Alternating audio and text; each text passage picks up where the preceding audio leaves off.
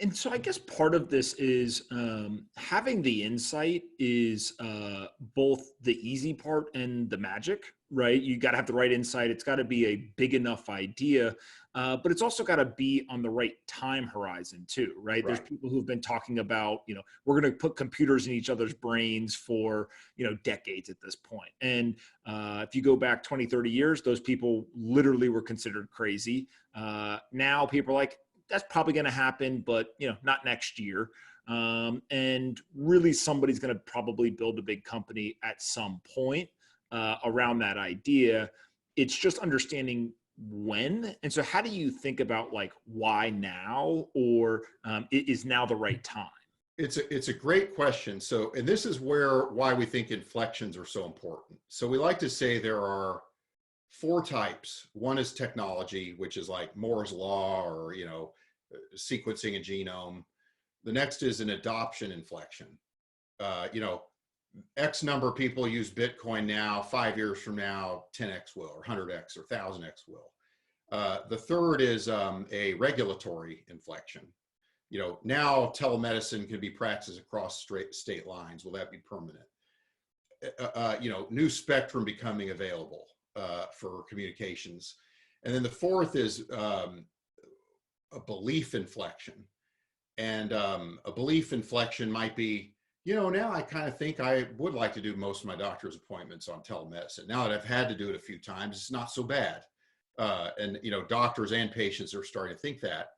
So like a good why now example from a company we invested in, Lyft, the technology inflection was the GPS locators in smartphones became 10 times more accurate with the iPhone 3GS.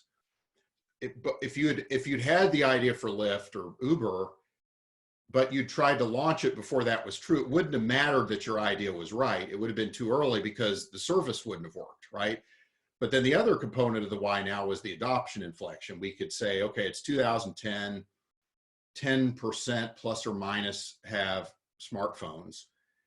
Will more than 50% have smartphones in 3 to 5 years? We're like, you could see that being possible. And so you say, okay, now let's look out into a world where most people have smartphones that you can locate precisely. Maybe now you can create a transportation network. But whereas you couldn't have done it before, and if you'd waited another couple of years, you'd have been too late. Somebody would have gotten the jump on you and built a network effect before you could have. Yeah.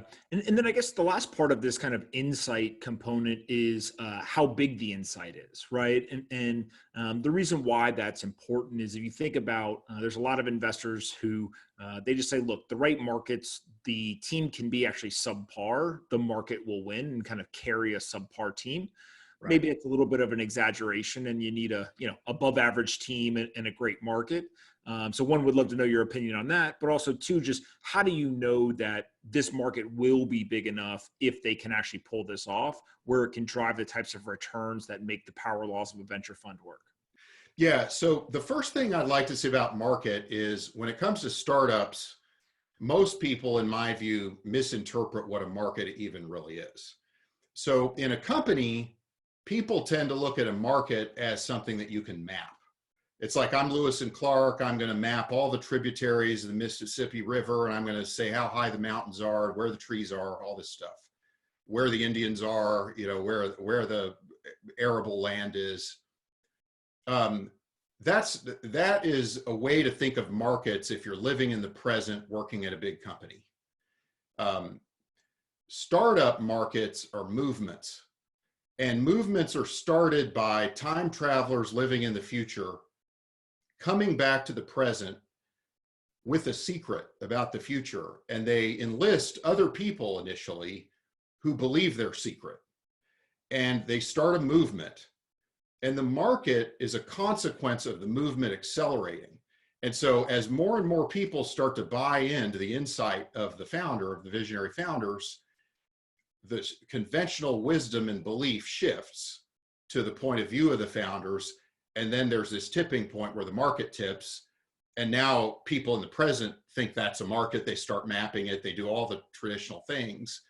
But so the reason that I think that's important is that a mistake that I think some of my fellow investors make is they ask, what's the TAM, the total available market? And I'm like, that's a myth when you invest in a startup. There is no market. The question is the insight powerful enough that a massive movement could start around it that will change the world? And so the insight is like the Archimedes lever of that founder who's going to move the world, and they're going to start out small. And by the way, most people are going to disagree with them at first, right? Good insights, most people won't like it because most people live in the present. So the best startups I've ever been involved with are founders in on a secret that's right, venture people who believe their secret, early customers who believe their secret, and they all go to war together to make this mission happen, which becomes this gathering movement. And the market itself is the accumulated enthusiasm and energy behind the movement.